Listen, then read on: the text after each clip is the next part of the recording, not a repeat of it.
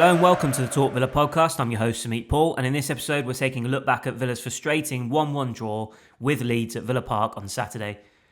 The visitors took the lead with a fantastic free kick in the first half, but after Villa toiled for much of the game with a lack of quality to our play, it was Tammy Abraham who came off the bench to salvage a point for us with a late equaliser, and while it shouldn't mask the struggles that we're currently facing, it could hopefully prove to be a decisive point come the end of the season. As with every game, I'll be discussing my 5 key talking points as we have a deeper dive into our draw with Leeds. But first, let's have a listen to the boss, Unai Emery, and his thoughts on the game as he spoke to Villa TV. Good evening. Of course, it's the best. It's not the best result. It's not the worst. When we were losing in the minute 89, 1-0 to draw this match was really something fantastic. But we must be positive. We must accept this result in Premier League because every team, they are showing their capacity, how the difficult is Premier League for us, for other teams. And how we are third, still being third, how we achieved today 1 point like how we were. I think should be something, must accept like a positive result and keep going forward because we are going to try to be consistent in 38 matches. Now we are the day 27, we are still being third. Of course, we lost some point at home. Normally we weren't losing before, but I am positive how we are going to continue working, building the team. We are going to recover again our good mood here at home with our support and with our structure tactically and individually. Yeah, it's fantastic. He scored last week, he scored today. He's here to compete with Watkins, something one, something another, something they must play together like they did today. And they must try to add numbers for us. And numbers for us, the striker normally scoring or assist, but it's good. It's good how he's been committing to help us like he did today. That was Unai Emery speaking to Villa TV after our 1-1 draw with Leeds in the Premier League on Saturday. So onto my 5 key talking points then, and let's start with the absence of Pau Torres and what that means for us. Now, with the current absentee list that we've got in mind, Villa have struggled to build our play out from the back with any real composure or quality in the last few weeks. Opposing sides are now packing the midfield area, they're pressing aggressively, they're putting us under pressure higher up the pitch, and so that then limits the ability of our deeper midfield pivot, whoever plays in that duo, to get on the ball and dictate tempo and possession for us. Now, time and time again on Saturday, the ball moved backwards and sideways, we lacked any rhythm or momentum to our play to build any sustained pressure. And then when we did go long to try and exploit those 1v1 situations, that didn't work either. We immediately lost possession and we were back trying to get the ball back off Leeds. So the question has to be asked for me is why our best ball-playing defender is sat on the bench watching this game when we're at home dominating possession but clearly lacking the vision and quality needed to find holes in Leeds' defensive structure. Now, putting aside the fact that Pau is one of the most influential players that we've got in possession on the ball with his passing and his ability to spot a player further up and play an accurate long ball, he's really improved in his defensive work and his physical duels this season, in my opinion. And so surely this was a mistake in this game to leave him out of the starting lineup. Now, perhaps it's an injury issue that we're not aware of. If so, then that explains it. But for me, he has to start moving forward. Tyrone Mings does his job. He does bring his own key attributes and strengths to the team when we need them. But in this kind of game, as we've seen against Brentford, Everton, Newcastle at home, Pau, the importance of Pau, especially with no Tielemans, Kamara in the midfield, it's absolutely paramount to how we want to play. So for me, Wolves away on Friday night, Pau has to be in the starting lineup for that one. On to the second point, and that is Douglas Luiz's influence still nowhere near the level required. Now, this is a point that I've made in previous podcasts, and unfortunately, I'm sat here hoping that things will change and he starts to grow into it and he becomes more influential, but I'm just not seeing it. Now, admittedly, it's very, very hard to replicate, let alone replace the influence and quality of Youri Tielemans in that role. But as I've highlighted in recent games, Luiz is just doing nowhere near enough in such a pivotal role in this team. I think he struggles to find space in deeper areas to get on the ball and make us tick. He hasn't shown an ability to shift the ball forward quickly enough to break the lines and play our way through teams as we previously did with Tielemans and Kamara in the side. With a significant share of his passes going back to either Ezri Konsa or Tyrone Mings, or He does his usual thing of rolling his foot over the ball, and that stifles our play. It slows everything down, and teams are able to get back into their shape before we're able to cut through them with those incisive passes that we love to play through the middle. Now, for me, there's an argument for Ross Barkley to start alongside Amadou Onana at Wolves next week. I think he's proven to be a more efficient and effective option in that regard.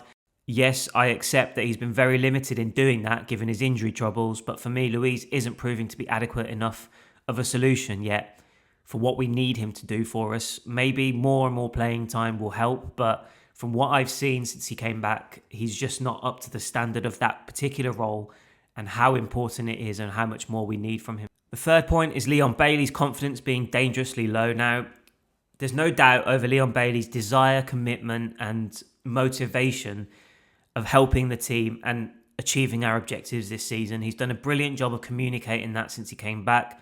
He had another interview in midweek where he sort of reiterated those points. And from that aspect, it's great to hear that from him. But it's one thing saying it and an entirely other thing showing it on the pitch when it's most needed. Now, we know from experience with Bailey that he's a confidence player. When he's confident, he's a nightmare for most left-backs. He's got the trickery, he's got the pace, he's got the directness about his play that causes them real problems. On the other hand, though, when he lacks that necessary confidence in his game, he really does struggle. He couldn't beat his man all afternoon on Saturday against Leeds. He continuously gave the possession away cheaply. His deliveries into the box were wayward, often over hit crosses, and I think his reaction to being substituted said it all. He was already making his way off the pitch before his number came up. He knew his game was over. There was talk on social media about the fans cheering him off, which I don't agree with. I think that just makes everything worse. And as we heard from Morgan Rogers earlier this season, when he was going through his difficult patch, the reaction from the crowd doesn't help him sort of rediscover that confidence and belief in his game. So the cheering of Bailey going off wasn't right in my opinion, but that's on him as well to produce and do better, because at the moment he's not producing and contributing anywhere near enough. Emery's got a key role to play in this. He needs to find a way to help him restore and rebuild that confidence in his game. He's fit, he's playing regularly, so that's sort of one hurdle that he's overcome. But the big one now is actually being a decisive presence on the pitch, because we need a lot more than just Morgan Rogers in the final third. On to the fourth point, and it's painful how poor we've been without Kamara, McGinn and Tielemans. Now, if I had £1 for every time I've said I miss Youri in the last few weeks, I'd be a millionaire. Our dip in form has undoubtedly coincided with our injury troubles. You lose Kamara, McGinn and Tielemans, you're obviously going to be very, very weakened. The Kamara and McGinn injuries were major blows, no doubt about it. But there's no doubt at all that Tielemans is proving to be the biggest setback in my mind. His intelligence, his positional awareness, his vision, the quality in possession, the all-round ability to add tempo and rhythm to our play makes him the most fundamental piece in this puzzle for me. Villa haven't functioned anywhere near as effectively since he was sidelined. And then if you take away the energy, the tenacity and ability to set the tone for the rest of the team, particularly when we're struggling and we're finding it hard, being without our skipper, John McGinn, is having a massive detrimental impact too. Onana can mask the loss of Kamara to an extent in certain areas, given his defensive protection, his physicality, his ability to break forwards. So he does tick a lot of important boxes that Kamara does for us as well. But you lose that trio, and it has just been a critical blow for us. We've not looked the same. And the sooner we can get McGinn and Tielemans back, the better, because I feel and I fear that these struggles that we've been experiencing in the last few weeks are going to continue until we can get them back. And that, of course, also means we've got to wait for them to get back up to speed, get to their top level fitness-wise and form-wise. And God knows how long that might take as well, given the injuries that they've sustained. So it's a really crucial period now. We've got to find solutions and answers without them, but it really has been painful to see us how poor we've been since they've been ruled out. The fifth and final point is Tammy Abraham must start versus Wolves. Now, he scored in back-to-back games, and so he's made a strong case in that sense already that he should come into the starting lineup at Wolves next week. Aside from his positioning in the box, which gives us more of a goal-scoring threat, his work rate off the ball gives us more impetus in our pressing. His energy and movement stretches defences and creates problems and allows other players in the team to exploit space that they leave behind. And he's got the physical side to his game to hold up the ball more effectively too and bring others into it. Now, in his defence, at times on Saturday, Ollie Watkins was making clever runs off the ball, but wasn't being found by his teammates. They didn't have the courage and or the quality to try and find him amid our lack of confidence at the moment. You see, when we give the ball away cheaply, there's an atmosphere and a sort of sense of frustration and disappointment that's sort of growing because of the poor performances that we've put together since in the last few weeks. On other occasions, we were literally just pumping long balls up to him, and he was even though he was continuously losing out on those 50-50 duels, which is on him as well, by the way, we still carried on with that particular tactic, which was just baffling me. Yes, I understand we go short, Leeds were pressing us and we were going nowhere, but to keep just lofting the ball high up the pitch to Watkins aimlessly, it wasn't even into the channels, it wasn't even to feet, it wasn't really anything, it was just up in the air, hopeful balls and asking him to go and win a 50-50 header. Again, yes, he needs to do better, but I didn't think we helped him in terms of the service. So the poor service was a key factor in his struggles, but he's certainly not doing enough or anywhere near enough either to warrant keeping his spot in the team. He's managed just 1 goal in the last 6 league outings, and with a very limited influence outside of that, it's hard to continue to make the case for him to continue starting. I think Emery needs to freshen things up as we look short of ideas and solutions in attack.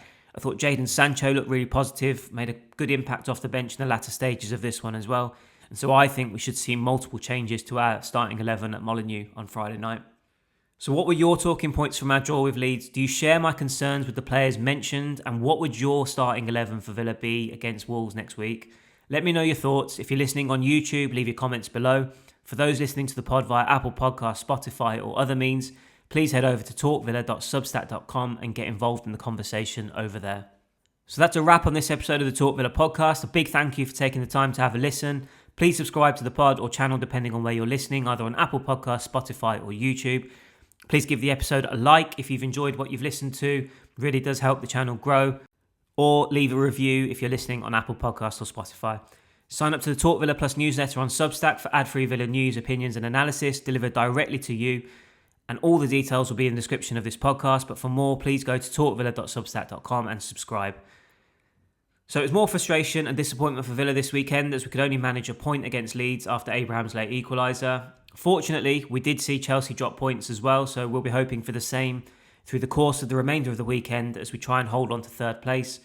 What is clear though is that we have to improve and we have to start finding answers and solutions. Otherwise, we do run the real risk of allowing the chasing pack to catch us in the race for Champions League football and to see us really wilt under the pressure of the situation. Both McGinn and Tielemans are still weeks away from returning, so it will be interesting to see what Emery changes and who he leans on in the meantime to try and help us get back to a better and more effective standard of play. Because once we get to that, I think we can start to consistently win games in more convincing fashion. But it's about finding that rhythm and that level of play that we've seemed to have lost in the last few weeks. I'll be back after our game against Wolves next week, but until then, up the Villa.